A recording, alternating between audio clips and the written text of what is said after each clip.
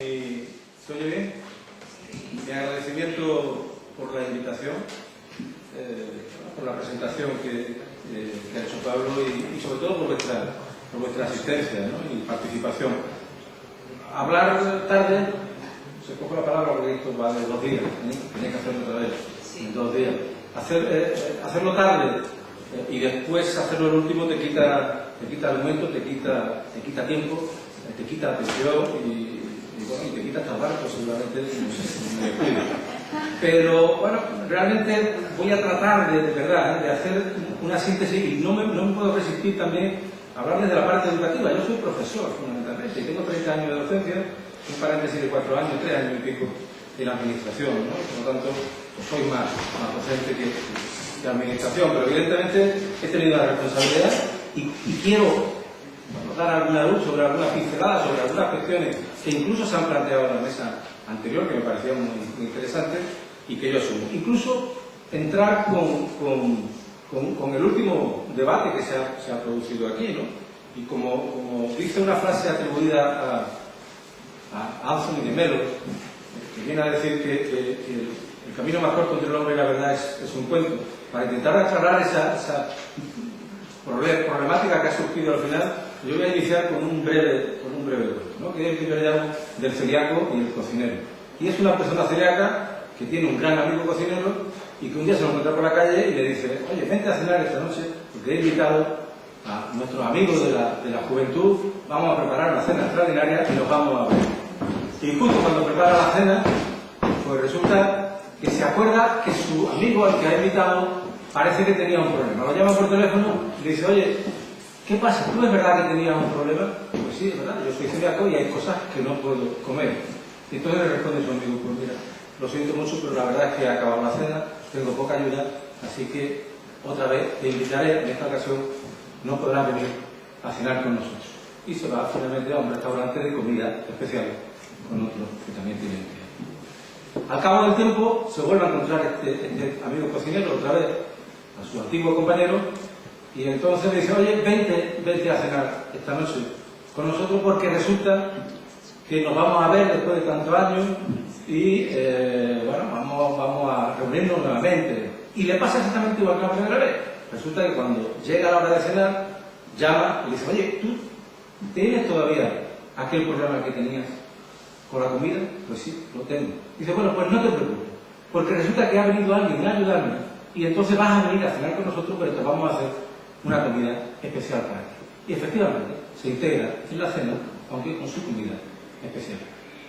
Más adelante lo que ocurre es que un día, ya acordándose del problema que tenía realmente su amigo, lo llama y le dice: mira, que no hemos puesto de acuerdo entre todos los asistentes y entre todos los que estamos disponibles vamos a hacer una única comida que vamos a poder comer todos. Así que te ruego, por favor, que vengan esta noche a cenar con nosotros.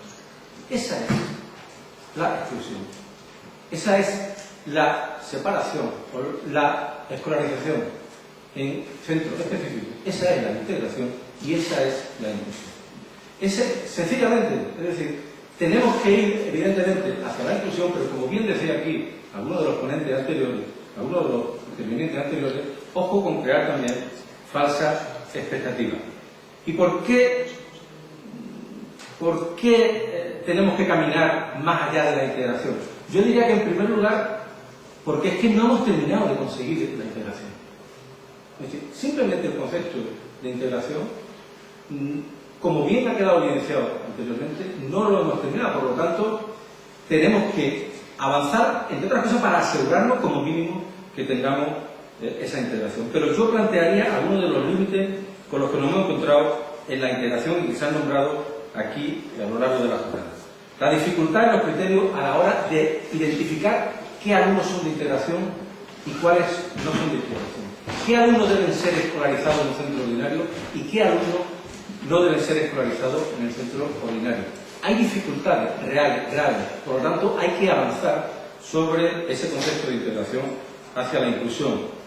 En el mejor de los casos, al final, se atiende a los alumnos que ya presentan problemas. Es decir, no hay una actuación proactiva con respecto a la integración de todos los alumnos en un proyecto común. Por lo tanto, la integración no deja de ser más que, una vez detectado el problema, vamos a ver cómo le ponemos solución. Pero siempre va detrás, de alguna manera, por lo menos en el inicio, a la aparición de ese problema. Hay una tendencia a dar el apoyo de forma individual, esto lo sabemos, y a menudo fuera también del contexto natural que debía ser el aula. En la medida en que esos apoyos se realicen fuera de ese contexto natural, más veremos las deficiencias de la integración. El apoyo necesariamente al final es limitado, por muchos recursos que tengamos. Como decía antes, siempre se necesitan más, pero siempre serán limitados también. Los apoyos a veces, y también se ha mencionado sobre todo en secundaria, son entendidos como una delegación, es decir, una desresponsabilización. Esto no es mío, esto es el del especialista. Por tanto, yo creo que ese quitarse responsabilidad, en algunos casos es verdad, que puede ser por falta de recursos propios, pero para eso está la formación también. En otros casos simplemente por entender que no es mi problema, que es el problema de otro. Y porque de alguna manera, por dar esta pincelada a los límites de la integración, porque se descuidan aquellos aspectos sociales del aprendizaje, es decir, aspectos fundamentales que evidentemente se tienen más en cuenta en la integración que no en la organización específica, pero no deja de ser un límite. Y finalmente, decía aquí, porque incluir es acoger y valorar a quien se acoge, es en definitiva invitar a cenar a todos y trabajar y hacer y disfrutar de la comida con todos. ¿Qué se ha hecho? ¿Dónde estábamos y qué se ha hecho? Yo he puesto aquí una serie de puntos sin necesidad de algunos incluso responden a las preguntas que se han hecho de la mesa anterior. ¿Qué se puede hacer desde la administración educativa? Lo primero que hay que hacer es sencillamente creer en la igualdad. Y esto me parece que es importante porque un sistema debe salvaguardar la equidad que dice defender. Esta mañana Mario Vedera comentaba cómo se ha suavizado el proyecto futuro de ley orgánica en su prefacio, donde puede hablar incluso de la igualdad, pero luego en el articulado, evidentemente, va a dar lugar, estoy plenamente convencido, a una segregación en la práctica. En relación a los recursos, ¿qué se pueden hacer? Nosotros llegamos a optimizar los recursos, no solo en función de su disponibilidad, sino también en función de las necesidades detectadas. Es decir, yo entiendo que, insisto, en que desde cada centro, desde cada junta directiva, siempre se soliciten más recursos. Pero cuando no los tienen, lo que hay que hacer es tratar de optimizar. Si yo tengo un recurso en un sitio donde me es menos válido que en otro, lo que tengo que hacer es desplazarlo allí donde es necesario. Esto se hizo, con dificultades, pero se hizo.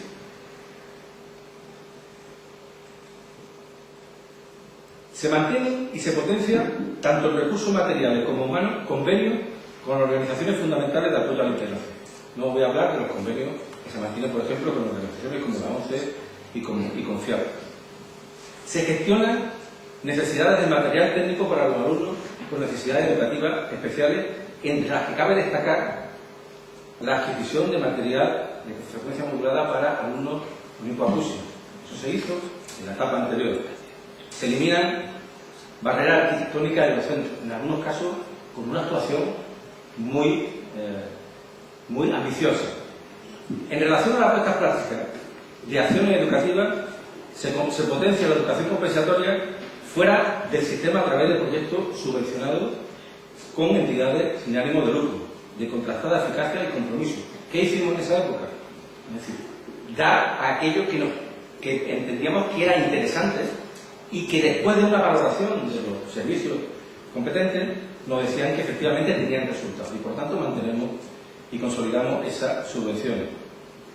Se supervisan, que no se hacía hasta el momento, y se asesoran los distintos planes de atención a la diversidad en los centros. Y se ha empezado, y espero que se siga haciendo, lo que es la supervisión y el asesoramiento de los planes de atención a la diversidad. Y se dinamizan y potencian proyectos que no solo inciden en la consolidación de la integración, sino que caminan de alguna manera hacia proyectos más cercanos a la inclusión educativa.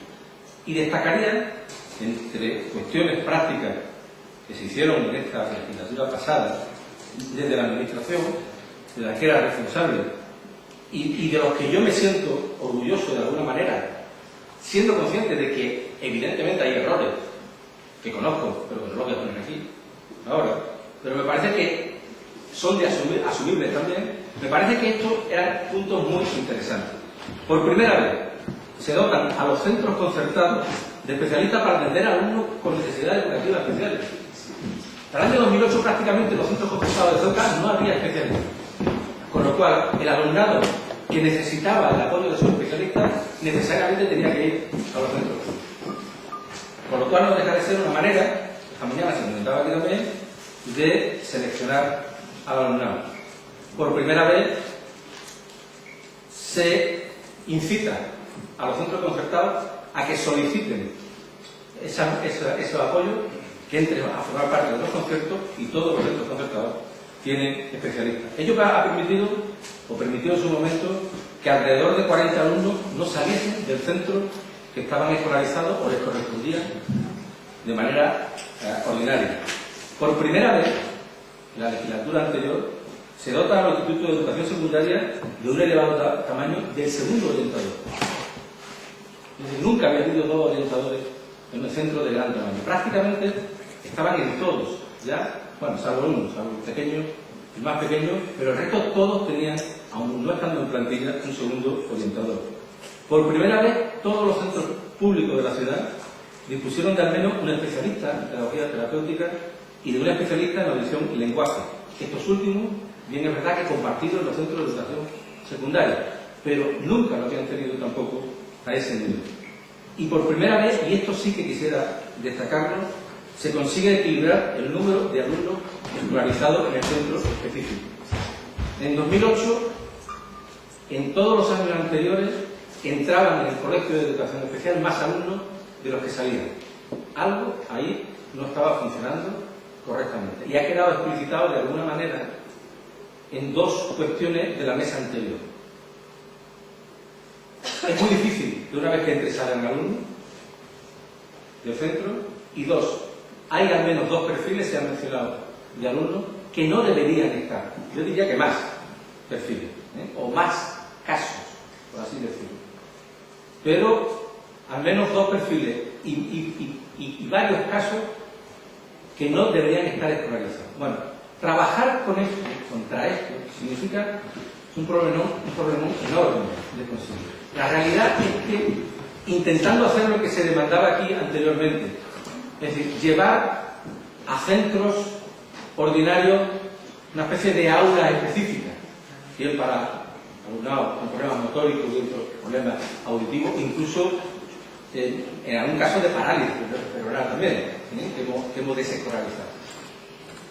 Hacer eso resulta de un complicado enorme, porque parece que estamos luchando contra el propio equipo, por ejemplo, y no se trataba de eso. En fin, el problema no es que no se creyera en el dictamen de escolarización de los profesionales, que para mí era muy respetuoso, pero evidentemente había que tratar de alguna manera de no ir agrandando un problema, aunque fuera por la vía de decir tenemos que equilibrar el número entre la entrada y la salida, y de esa manera filtrar aquellos casos que estoy convencido que los filtrados, y buena prueba de ello tengo aquí hoy en algún caso, por la evolución que además luego ha tenido posteriormente, merecía la pena, bueno, pues correr los riesgos y asumir las responsabilidades que corresponden en un momento determinado frente a la opinión fuerte de muchos estamentos de pararse en este sentido.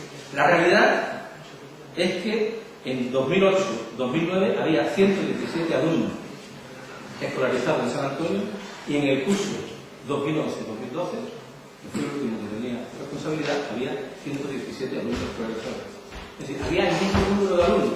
Cuando yo mismo llegué a plantear inicialmente en el Ministerio la posibilidad de abrir un nuevo centro, que no es el caso ahora mismo, que no es el caso. Entonces, esto, entender que para mí es algo muy positivo, pero evidentemente muy difícil de conseguir. no os hablo de los factores clave de la inclusión y la dificultad que hay para hacerlo y para no introducir falsas expectativas. Creo que hay una cuestión de mentalidad, aparte de los recursos, que hay que tener en cuenta. Y de alguna manera creo que, por independencia de lo que se ha hecho, hay otra cosa que creo que es importante, que se ha mencionado aquí también, que es por fin sacar la orden de atención a alumnos con necesidades educativas. La orden que se ha hablado aquí en 2010, creo que fue muy importante, pero costó mucho trabajo y salió excesivamente tarde como para haberla puesto en desarrollo totalmente. Creo que el futuro que tenemos, posiblemente Manolo lo abordará ahora más detenidamente, por lo que aquí se ha hablado en cuanto al proyecto de ley que hay, para mí no resulta muy esperanzador en cuanto a la integración. Lo digo sinceramente. Yo quería haber hablado aquí hoy de las trampas que tiene este proyecto, de las trampas genéricas y de las trampas que tiene en temas de igualdad. Algunas se han comentado por parte de Mario esta mañana, algunas hemos comentado a lo largo de la jornada, pero sí que no me quiero dejar de alguna manera una trampa que yo la llamo muy peligrosa, que son lo que yo digo las trampas seductoras, es decir, una trampa que queda oculta, al final lo que tienes que hacer es descubrirla, no caer en ella, pero aquella trampa que te seduce, el problema que tiene es que te vas hacia ella y cuando te has dado cuenta ya te ha atrapado. Hay varias, no voy a mencionarlas, solamente una de ellas. En la LOMCE, en el proyecto de ley, hay varias trampas de estas que yo denomino seductoras, pero me voy a la última que había establecido, la que yo denomino la trampa más seductora y la más peligrosa. Hace 6 o 7 años, mientras oía la radio, oí el siguiente titular: una asociación de estudiantes afín al Partido Popular y representada en el Consejo Escolar del Estado propone la separación de los alumnos en función de las dificultades. Detrás de esto se encuentra la trampa, bajo mi punto de vista, más seductora y con más peligro en la educación. Tirando del hilo de aquella información que oí en la radio, llegué a la madeja. Y la madeja no era otra que el presidente de la Unión Democrática de Estudiantes, un jovencito liberal, consejero escolar del Estado entonces y ahora todavía, que aún sigue en el empeño de poner orden en esta España rota por los nacionalismos, la invasión del Islam, la implantación del árabe, lo escogido de sus textos. Entre las propuestas que hacía entonces, en el año 2005, 2006, y que doña Esperanza aplicaba en su territorio, estaban las siguientes: la enseñanza privada no concertada debe de gravar en el IRPF, aplicada indirectamente a la Comunidad de Madrid, como hoy se ha dicho. Se debe elaborar una normativa que especifique los límites de la libertad de vestuario en la escuela pública ante el desafío islámico. Sin comentario. Otra de las perlas decía: experimentar un modelo de gestión privada en centros públicos. Vamos a ello, por la noche. Los institutos de educación secundaria deberían diversificar su oferta formativa en función de las distintas modalidades de enseñanza. A ello vamos con la diversificación de las enseñanzas a partir casi desde el primero de eso. Crear, decía por último, internados de excelencia para los más desfavorecidos. Y esta es un poco la trampa de la que yo hablo, que se resume en el siguiente concepto: hagamos grupos homogéneos con alumnos de mayores dificultades, porque de esa manera los vamos a atender de manera más adecuada. Decidme, quienes hayáis estado o quienes estáis en la enseñanza, si no habéis oído la situación, ojo, o si no habéis caído en ella. Separemos a los alumnos con más dificultades, porque los vamos a atender mejor. Una trampa que aquí está sucediendo mucho, desgraciadamente. Fijaros, Ceuta tiene Voy a ser políticamente incorrecto, pero no al nivel de que os tengáis que ir al mismo nivel. Segunda tiene una escolarización en secundaria un poco extraña, pero que se puede llegar a entender. Es decir, no están escolarizados los centros en función de su proximidad geográfica, como puede ser habitual en otras ciudades. Y esto, insisto, puede tener una cierta explicación en la medida en que yo sé que en el momento que se hizo fue un debate muy tortuoso y finalmente se decidió por distribuir los centros más problemáticos entre todos los centros. Bueno, hasta ahí puede tener hasta su razón de ser. El problema está en que eso no responde a la realidad. El problema es que si yo llego a un instituto de centro por primera vez y de 7 grupos me dan el último, el que se llama E, I o H o J, digo mal. Me ha tocado el grupo mal. Ya lo sé. O sea, hasta ni siquiera en el orden de los grupos hacemos. Es decir, que distribuimos a los distintos centros, en distintos centros de educación secundaria, para que de alguna manera todo lo problemático vaya para una mayor distribución, pero luego los propios centros los mantenemos aislados, mantenemos los centros. Esto está sucediendo. No nos equivoquemos. Nosotros intentamos limitarlo, sobre todo limitarlo por el conocimiento, por el convencimiento. Lo logramos. Por ejemplo, una barbaridad que aquellos que habían estado fuera no se da, es que en un centro de secundaria los alumnos de diversificación curricular no están en un curso solo, están integrados en los otros cursos y además están separados. Es decir, pongamos por caso, hay 15 alumnos, puede haber 5, 5 y 5 o 7 y 8. No, aquí no, aquí había un grupo, el de diversificación. Eso conseguimos en un principio. Pero me refiero que eso, ojo, con toda la buena voluntad, y yo no estoy poniendo en ese sentido una cierta maldad en la opción, con la voluntad de ese tratamiento mejor, entre comillas, estamos cayendo en una trampa que luego está en todo el sistema. Está en todo el sistema. Desde la propia atención a alumnos que vienen de centros más desfavorecidos de la ciudad, a alumnos con necesidades específicas. ¿De acuerdo? Ojo con esta trampa seductora que yo creo que es de mentalidad, no de maldad, y que de alguna manera hay que tenerlo en cuenta. Voy a tratar de respetar eso un minuto, con lo cual me voy a ir al final. ¿A dónde vamos? Insisto en que sin meterme en lo que hay, yo creo que vamos en realidad en la expresión de un modelo educativo neoliberal que no va a integrar, que va a separar. Y ojalá no lo paguemos durante años. Yo creo que las alternativas no es más que caminar, efectivamente, al menos conceptualmente y pasito en la práctica, hacia esa educación inclusiva. Y en ese sentido, no voy a comentar lo que ya el propio ministro anterior presentó en en el Consejo de Ministros, que yo creo que sigue siendo válido, muy hoy, muy al día.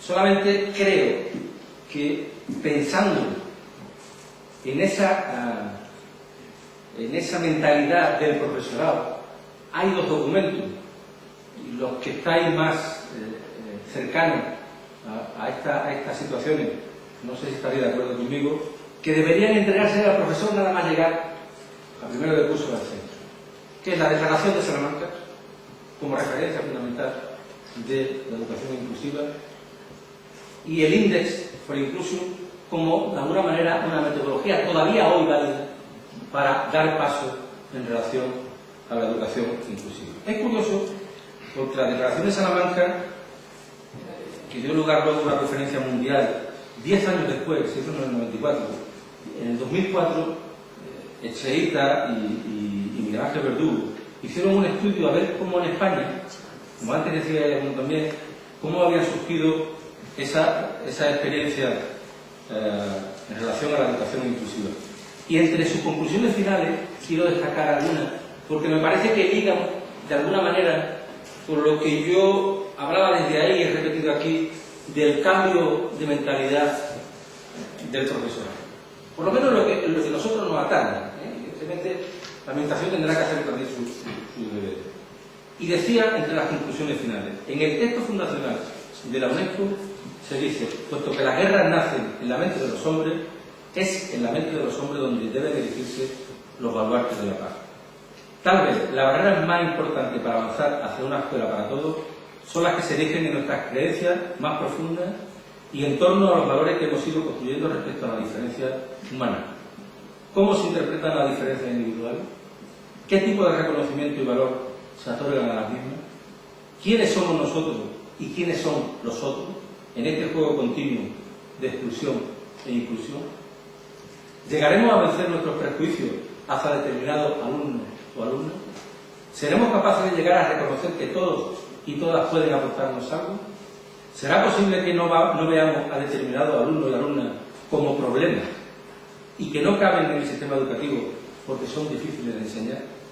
Pienso que es posible, pero ello no podrá hacerse sin el respaldo de una sociedad que mayoritariamente quiera avanzar en esa misma dirección. Antes hablaba Margarita, es que es casi una forma de vida. Es decir, si no cambiamos el modelo, como piensa la sociedad, difícilmente puede haber una escuela inclusiva en una sociedad que sea excluyente. Termino. Recuerdo haber leído sobre un intento de separación de una siamesa, no sé si eran iraníes, en el año 2003, que finalmente fallecieron en la operación y que dio pie a opiniones diversas sobre la oportunidad o no de abordar dicha operación. Un cirujano pediátrico español, especialista en la cuestión, resumía ante la prensa con estas simples palabras su valoración de los muchos riesgos, pero también de los beneficios potenciales que esa operación podía acarrear. Decía, era un reto que había que afrontar decididamente. La escuela inclusiva es un reto que hay que afrontar. Muchas gracias.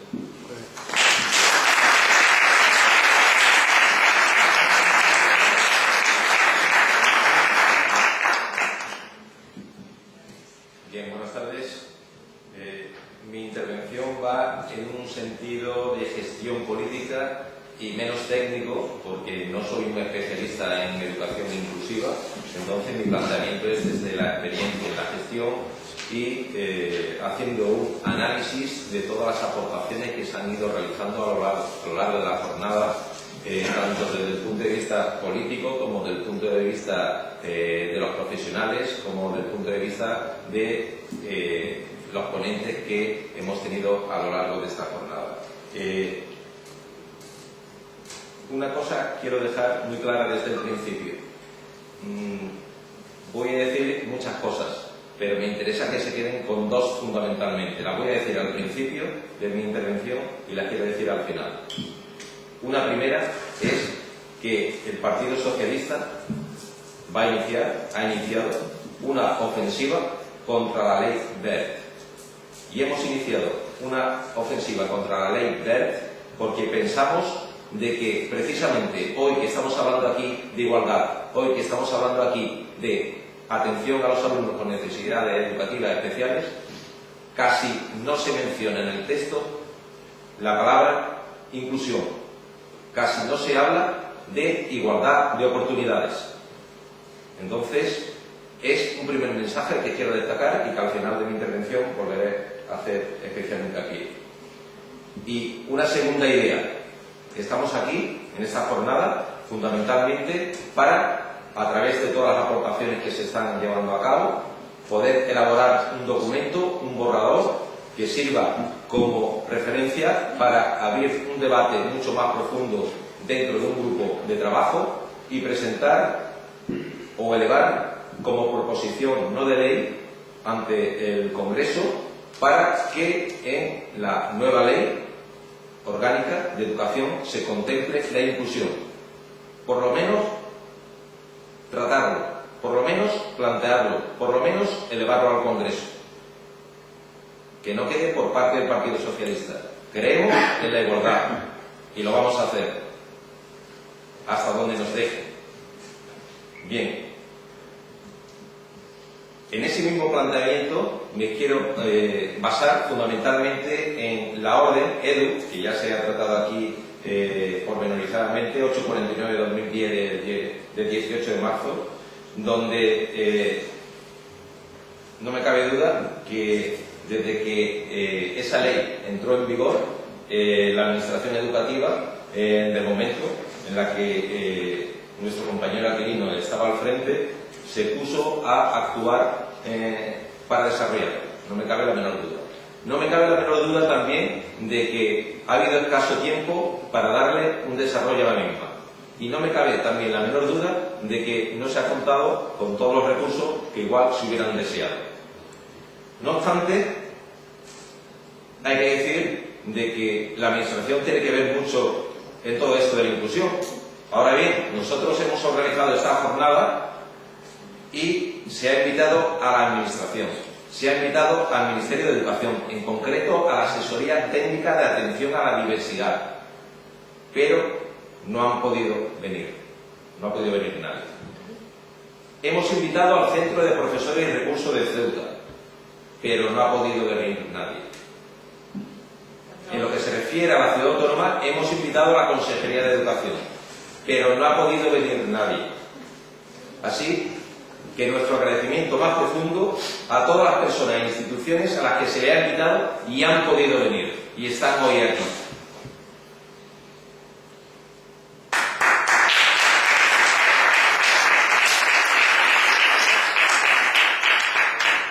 Desde nuestra visión de la educación, fue el Partido Socialista el primero que incluyó dentro de los textos legales la palabra inclusión. Fue con el Partido Socialista con el que se ampliaron las plazas de EPT, pero también se implantaron por primera vez los maestros de EPT en los colegios concertados. Por el contrario, con la llegada del nuevo gobierno, es cuando desaparece la asesoría de atención a la diversidad en el Centro de Profesores y Recursos de nuestra ciudad, con lo que el profesorado específico podría haber tenido opciones de formación y de dinamización de proyectos y ahora no lo tiene. Ahora se ha reducido el número de profesores de PT, se han reducido o eliminado programas de atención a la diversidad, con lo que disminuyen los recursos humanos, pero también los materiales y económicos. Es decir, estamos ante una clara regresión en educación inclusiva y en educación en general. Ante este escenario, queremos seguir trabajando en la educación inclusiva, y muestra de ello es la celebración de esta jornada. Y no va a quedar ahí esto, sino que va a ser un proceso continuo, de debate abierto, reflexivo y de participación de todos los que quieran contribuir a expresar sus expertas opiniones, como ha sucedido hoy. Y va a seguir sucediendo a lo largo de la jornada. Somos conscientes de las debilidades para poner en práctica una educación inclusiva total. Somos conscientes, pero también hay que tener presente que el Partido Socialista sabe qué es lo que tiene que hacer, sabe cómo tiene que hacer, pero no sabemos cuándo vamos a poder hacerlo. Lo que sí es cierto es de que en el caso concreto de Ceuta no tenemos definida una auténtica política educativa, es cierto, pero muchas veces las decisiones no se pueden tomar aquí en la ciudad. Imagino que le habrá pasado a Aquilino como director provincial, e igual le estará pasando al actual director provincial, de que no tienen capacidad de maniobra para poder tomar decisiones que ellos creen que son justas llevar a cabo en Ceuta, pero dependen de terceras personas. Pero esas personas tienen que venir a Ceuta y ver la realidad y abrirse al diálogo. Hace unos días, en una nota de prensa de algún sindicato de la ciudad, se decía de que había estado aquí la Subdirección General de Cooperación Territorial del Ministerio, cursando una visita, y no había querido ningún diálogo con el grupo de trabajo que hay ad hoc desde hace más de un año y medio aproximadamente, para tomar decisiones que afecten al ámbito educativo ceutí. No se han querido reunir con los sindicatos. Se está haciendo todo a golpe de aquí mando y aquí hago lo que yo quiero, lo que yo deseo. No se tiene en cuenta la participación, el diálogo. Así no se puede vivir en un sentido democrático. La ley que se nos avecina es una ley muy dura. No voy a descubrir nada.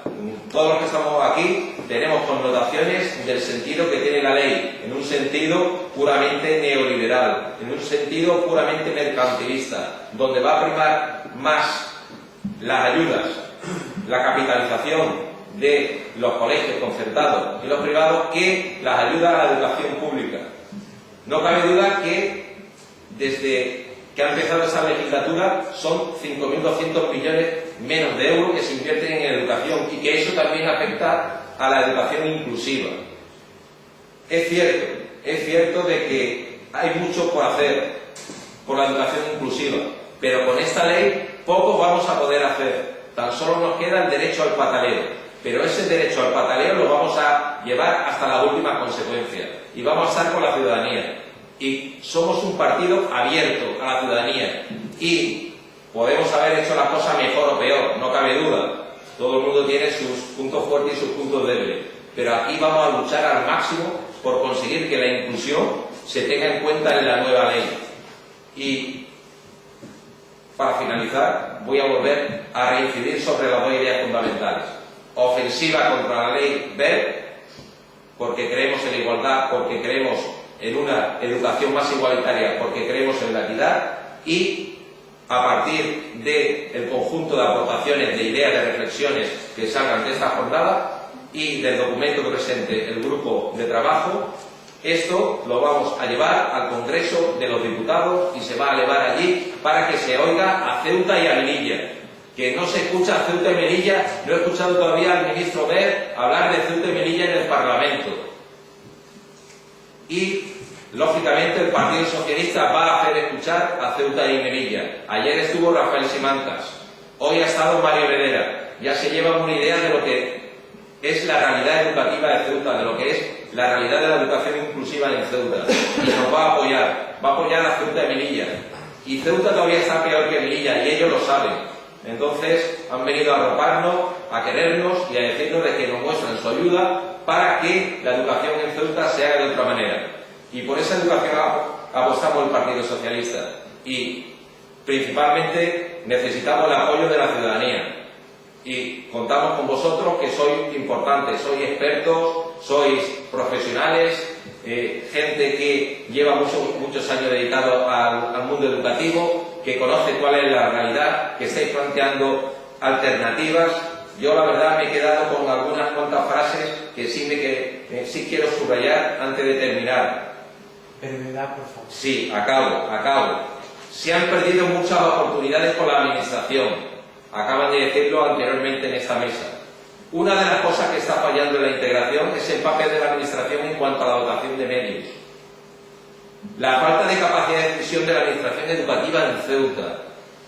Se podría hacer mucho con poco, es cierto, siempre que hubiera voluntad política, que cierto es. Necesitamos un consenso político para la educación, pero no lo hay con esta ley BERT, seguro que no lo va a haber. Y por último, a ver si por fin tenemos fumata blanca para la educación, efectivamente. No tenemos fumata blanca ni creo que la tengamos mientras esté en el gobierno el Partido Popular, tristemente. Pero ahí va a estar el Partido Socialista hasta el final. Muchas gracias.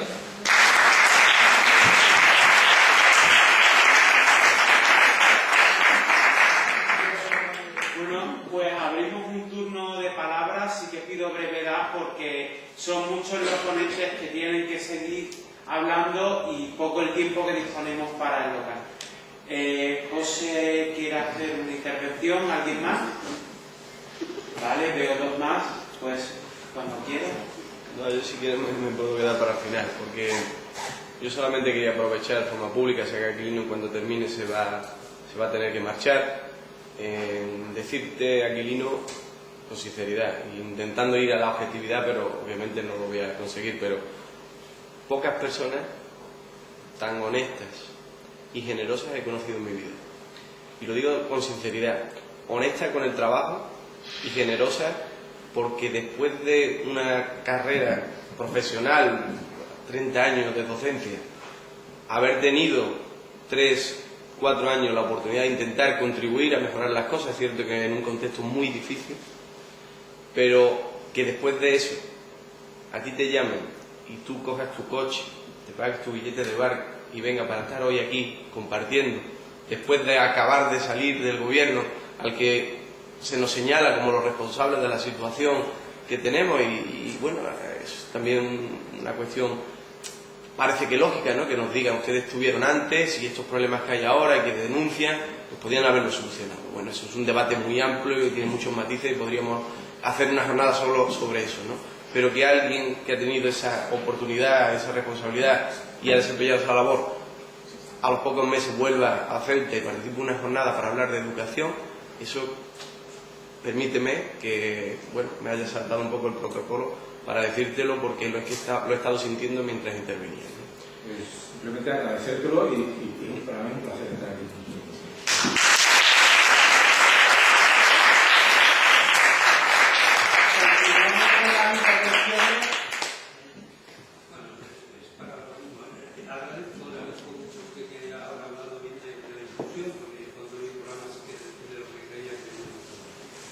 Yo lo único que pido a partir de siempre verdad se ha dicho aquí, vamos a ver, pasó como de estos señores de la antes por la mañana con lo del contrato, lo que llevan el programa del sueño, pero bueno,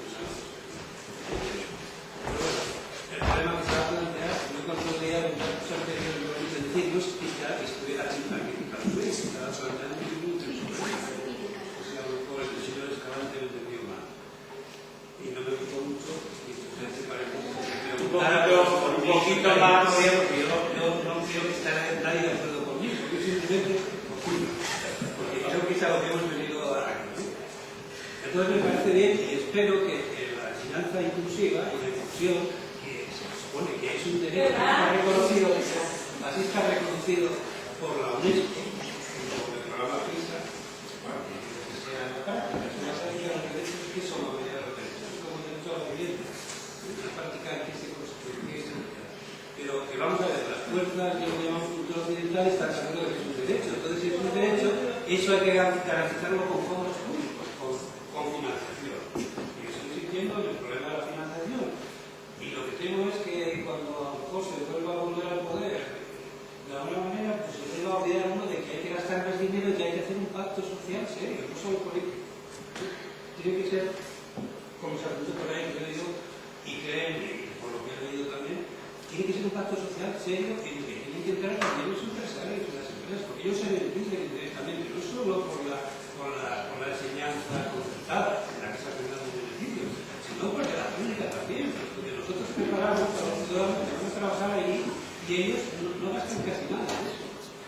Y eso tiene que entrar también en el pacto social. Entonces eso podrá atender la integración de todo tipo, la diversificación de todo tipo y dar recursos humanos a los centros, humanos y materiales, claro. Nada más.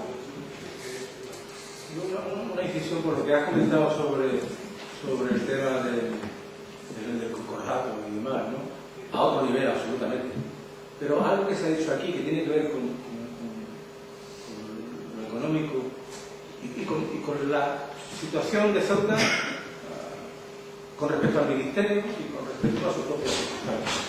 Os cuento un detalle, porque viene a hablar de lo que Rafael antes comentaba de Ceuta como modelo. Es decir, yo recuerdo en la primera reunión, que fue la primera además, es decir, jamás se había hecho una reunión para hablar de Ceuta con todo lo que había en aquella mesa grande, enorme, que había que hablar por un micrófono que tenía que apretar. Porque ahí estaba toda la plana mayor del ministerio. Fue la primera vez que se reunió a todos los departamentos del ministerio para hablar de Ceuta y Melilla.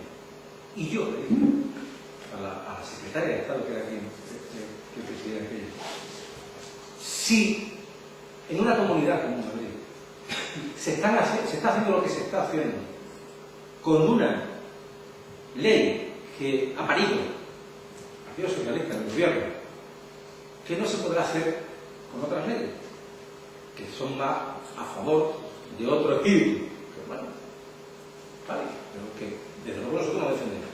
Entonces yo le decía, ¿por qué no desarrollamos lo que pretendemos hacer con estas leyes? La gestión, la oportunidad de gestión que tenemos en la mano, son Ceuta y me lío. Bueno, difícil. Lo que se ha podido. Pero es un reto también que hay que atender al mismo nivel, o sea, para mí, a otro nivel que el concordato, pero que sería para mí una alegría que realmente al final se hiciera. No solo por Ceuta y Melilla, que me alegraría mucho, sino también porque de alguna manera es mostrar en la gestión y en el desarrollo que es lo que queremos hacer con una ley marco. En definitiva, la ley al final dice cosas, omite cosas y de alguna manera engaña con otras cosas. Bueno, pues todo eso lo he aprovechado en un sentido o en otro. Nosotros tendremos que decir, con esta ley, ¿qué podemos hacer? El decreto de 2010, evidentemente, iba en esa línea. Pero ese decreto, por ejemplo, dudo mucho que sea acorde en toda su extensión y su desarrollo, que no lo pudimos llevar a cabo, con la ONCE cuando se apruebe. Ahí, chicos, pido por favor brevedad en consideración a las personas que quedan por hablar, que no son pocas. Mira, lo mío es súper cortito.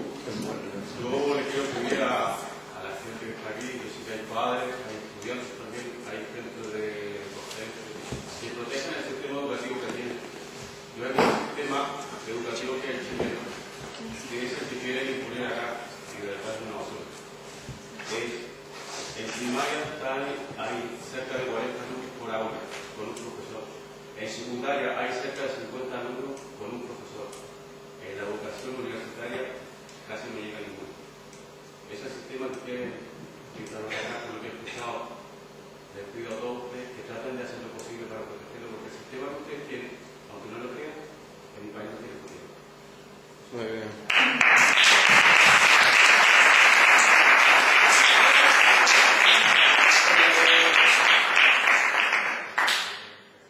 Brevísimo todavía, más breve. Solo aclarar, porque deduzco de toda la intervención de José, quizá en la intervención que tenéis en la mesa yo haya puesto en igualdad de condiciones la gestión, no solo la gestión, sino sí, sobre todo la gestión política de las instituciones anteriores y de esta administración. Quiero aclarar que sé dónde está la diferencia, que las diferencias son fundamentalmente diferencias cualitativas y que lo que se nos viene es muchísimo peor que todos los